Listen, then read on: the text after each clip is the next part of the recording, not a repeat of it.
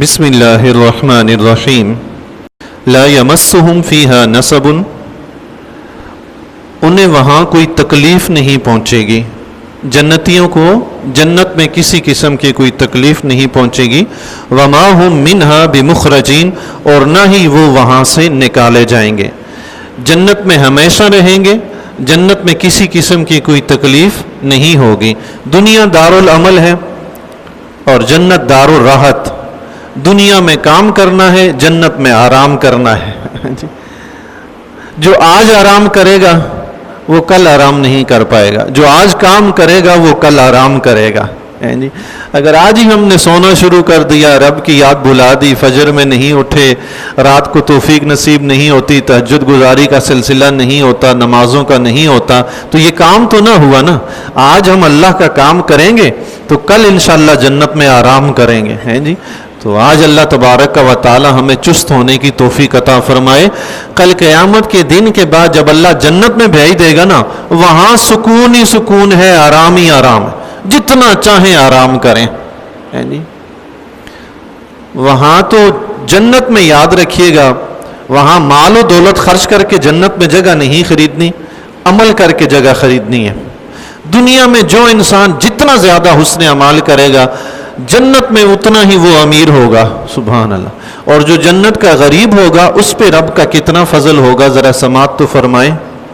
جو جنت کا غریب ہوگا نا، حدیث شریف میں آتا ہے، جو جنت میں نچلے درجے کا آدمی ہوگا، سب سے نچلے درجے کا جنتی، فرمایا اس کے ساتھ 10,000 خادم ہوں گے، اللہ، اس کے ساتھ 10,000 خادم ہوں گے، اور ہر خادم کے ہاتھ میں ایک پیالہ سونے کا، ایک پیالہ چاندی کا ہوگا، اور ہر پیالے میں کھانے کی ایک الگ قسم ہوگی۔ یعنی 2 پیالے ایک خادم کے پاس ہیں، 10,000 خادم ہیں، تو 20,000 قسم کی ڈشز اس غریب جنتی کے لیے، سبحان اللہ، اللہ، 20,000 ڈشز۔ تو حضور علیہ الصلوۃ والسلام نے فرمایا جس طرح وہ کھانا اپنے سامنے سے کھائے گا، اسی طرح وہ آخری برتن سے بھی کھائے گا، سبحان اللہ۔ ایسا نہیں کہ اس کا ہاتھ یہاں تو پہنچ رہا ہے، برتن کے آخر تک نہیں پہنچ رہا، دسترخوان کے آخر تک نہیں پہنچ رہا، نہیں، اللہ اس کو اتنی توفیق دے گا، اتنی طاقت دے گا، جیسے سامنے سے کھاتے ہوئے تکلیف نہیں ہوتی، ایسے ہی دور رکھے ہوئے سے بھی کھانے سے تکلیف نہیں ہوگی، جی، سبحان اللہ۔ اور پھر آقا علیہ الصلوۃ والسلام نے ارشاد فرمایا، وہ جو کھانا کھائے گا نا، اس کے ہر لقمے کے بعد جو لقمہ لے گا نا، پہلے لقمے کے بعد دوسرے لقمے میں لطف اور لذت زیادہ ہوگی، سبحان اللہ، اللہ۔ جو لذت پہلے لقمے میں تھی وہ دوسرے میں نہیں بلکہ دوسرے میں پہلے سے زیادہ ہوگی، سبحان اللہ۔ پھر یہ کھانا اللہ کے نبی علیہ الصلوۃ والسلام نے ارشاد فرمایا مشک بار پسینہ بن جائے گا اور مشک بار ڈکار بن جائے گا، یہ ہضم ہونے کا طریقہ ہوگا، سبحان اللہ، اللہ اکبر۔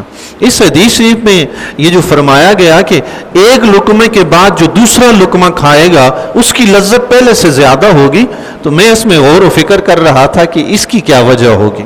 کھانا ایک ہی قسم کا ہے تو ایک ڈش کی لذت تو ایک جیسی ہوتی ہے، لیکن وہ پروردگار ہے، ہر لقمے پہ نئی لذت دے گا، ہے جی، سبحان اللہ۔ وہ قادر مطلق ہے، وہ جو چاہے کر سکتا ہے، ہر لقمے پہ نئی لذت دے گا۔ تو ایسا کیوں کرے گا؟ وہ پروردگار اتنا رحیم ہے، اتنا کریم ہے اپنے بندوں پر کہ میدان معاشر کے بعد، جنت میں جانے کے بعد، اپنے بندوں کو اس کی ذرا سی بھی تکلیف گوارا نہیں ہے۔ دنیا میں آپ کھانے کھاتے ہیں نا، ایک کھانا مسلسل کھاتے رہیں، کھا کھا کے جی اکتا جاتا ہے، دل کرتا ہے کچھ اور کھائیں۔ جنت میں رب کریم کو اپنے بندوں کی اتنی تکلیف بھی گوارا نہیں کہ وہ کوئی چیز کھاتے کھاتے اکتا جائیں، وہ ہر بار لقمے پہ لذت ہی نہیں پیدا کر دیتا ہے، سبحان اللہ۔ میرے بندے اکتائے ہی نہیں، سبحان اللہ، ان کو نئی لذت ملتی رہے، اللہ اکبر۔ ایسی جنت ہے جی، وہاں کوئی تکلیف پریشانی، جو رب اتنی تکلیف گوارا نہیں کرتا وہ اور کیا تکلیف ہوگی، سبحان اللہ۔ وہاں تو جنت میں نہ اٹھ کر کوئی کام کرنا ہے، نہ اٹھ کر پھل اتارنے ہیں، وہاں تو ادھر دل میں خیال آیا، ادھر آرڈر کیا، ادھر چیز سامنے تیار ہے، جی، اللہ اکبر، سبحان اللہ۔ رب کا کتنا فضل و کرم ہوگا۔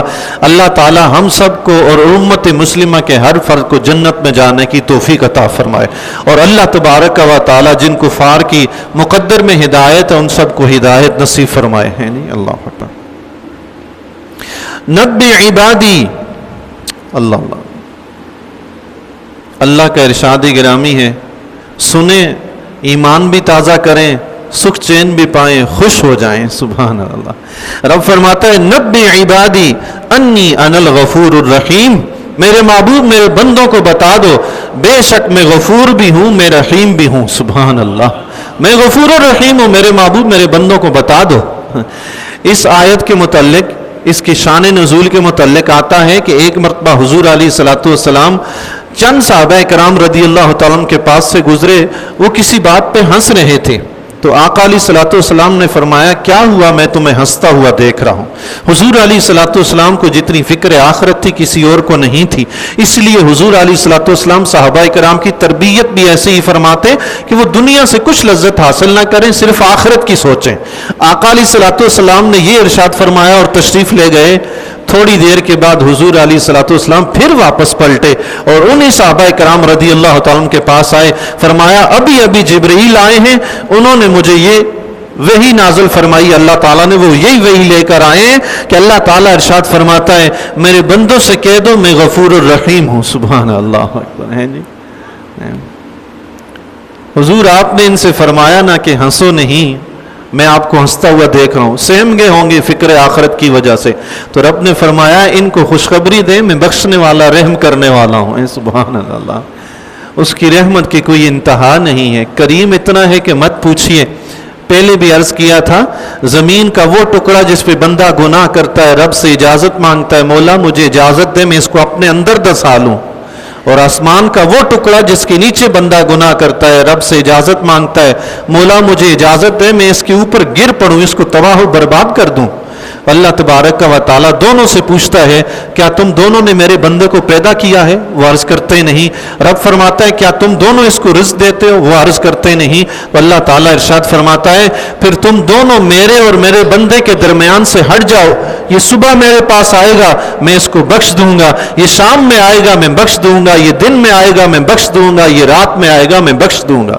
سبحان اللہ. اللہ حدیث شریف میں آتا ہے حضور علیہ الصلوۃ والسلام نے ارشاد فرمایا بندہ جب توبہ کرتا ہے تو اللہ اس کی توبہ قبول فرما لیتا ہے، اور پھر جو محافظ فرشتے ہوتے ہیں ان کو اس کے ماضی کے تمام گناہ بھلا دیتا ہے، بدن کے اعضاء کو اس کے ماضی کے تمام گناہ بھلا دیتا ہے. زمین کے جس جس ٹکڑے پر اس نے گناہ کیا تھا زمین کو وہ تمام گناہ بھلا دیتا ہے. آسمان کے جس ٹکڑے کے نیچے اس نے گناہ کیا تھا آسمان کو وہ سارے گناہ بھلا دیتا ہے، حتیٰ کہ کل قیامت کے دن جب رب کی بارگاہ میں حاضر ہوگا اس پر گواہی دینے والا کوئی نہیں ہوگا. سبحان اللہ. اللہ کیسا کریم ہے، ایسا گناہوں کو مٹاتا ہے کہ اس کا نام و نشان بھی باقی نہیں چھوڑتا. سبحان اللہ. اللہ اکبر. ایک روایت میں آتا ہے سنن ابو داؤد کی حدیث ہے حضور علیہ الصلوۃ والسلام نے بنی اسرائیل کے دو شخصوں کا واقعہ ارشاد فرمایا. یہ دو شخص تھے آپس میں دوست تھے، ایک عابد تھا نیکوکار تھا، دوسرا گناہ گار تھا. جو عابد تھا وہ گناہ گار کو روز نصیحت کرتا، اسے گناہوں سے روکتا، اس کو سیدھے راستے کی طرف بلاتا. تو وہ ہر بار یہی کہتا ہے بھائی مجھے اور میرے رب کو چھوڑ دو، مجھے اور میرے رب کو چھوڑ دو. اس کی بات سنتا ہی نہیں تھا. ایک دن عابد تنگ آ گئے اس کی حرکتوں سے، تو عابد نے اس سے کہہ دیا اللہ تیری مغفرت نہ فرمائے، اللہ تیری مغفرت نہ فرمائے. حضور علیہ الصلوۃ والسلام نے ارشاد فرمایا بروز قیامت اللہ تبارک و تعالی اعلان فرمائے گا کس کی طاقت ہے کہ جو آج میری رحمت کو میرے بندوں سے روک سکے. اور پھر اللہ تعالیٰ اس گناہگار سے فرمائے گا جا میں نے تجھے بخش دیا ہے. سبحان اللہ. اور اس عابد سے رب فرمائے گا تو نے اپنے لیے آگ لازم کر لی ہے. حضور علیہ الصلوۃ والسلام کا ارشاد گرامی پھر فرمایا اس ذات کی قسم جس کے قبضہ قدرت میں میری جان ہے، اس عابد نے انتہائی سخت بات کی، ایسی بات کی جس نے اس کی دنیا اور آخرت برباد کر دی. اللہ اکبر. رب کی مغفرت پہ کس کی حکومت چل سکتی ہے جی؟ اپنے رب کے ساتھ امید اچھی رکھیں، خوف بھی اس کا رکھیں، امید بھی اچھی رکھیں. خوف رکھیں تاکہ گناہ نہ کریں، امید رکھیں اگر گناہ ہو گیا ہے انسان غلطی ہو جاتی ہے، امید رکھیں اس کی رحمت کی. تو اگر گناہ ہو گیا ہے تو مایوس نہیں ہوں گے بلکہ اس کی بارگاہ میں حاضر ہو جائیں گے. وہ تو رحیم ہے. میں آ گیا ہوں، غلطی ہو گئی ہے مولا، میں خطا کار ہوں، آ گیا ہوں مجھے معاف کر دے. رب فرمائے گا بندے معاف کیا. سبحان اللہ. اللہ رحمت کی امید رکھیں کہ گناہوں کی وجہ سے مایوس نہ ہو جائیں اس کی رحمت سے. اور اس کا خوف رکھیں کہ گناہوں پہ دلیر نہ ہو، ہر وقت خوف رہے، گناہ سے بچتے رہیں۔ تو خوف اور رحمت یہ دونوں چیزیں بندہ مومن کے اندر موجود ہونی چاہیے۔ وَأَنَّ عَذَابِي هُوَ الْعَذَابُ الْأَلِيمُ، اور میرا ہی عذاب دردناک عذاب ہے۔ اللہ اکبر۔ رب نے اپنی رحمت اور مغفرت کی بشارت بھی دی اور ساتھ ہی یہ بھی فرما دیا کہ میرا عذاب بھی سب سے زیادہ سخت، سب سے زیادہ دردناک عذاب ہے۔ 7 جہنم آگ کے جلائے ہوئے عذاب کے لیے اس نے تیار کر رکھے ہیں، اس سے زیادہ سخت عذاب اور کس کا ہوگا۔ اللہ تبارک و تعالی ہمیں دنیا میں گناہوں سے بچنے اور حسن اعمال کرنے کی توفیق عطا فرمائے۔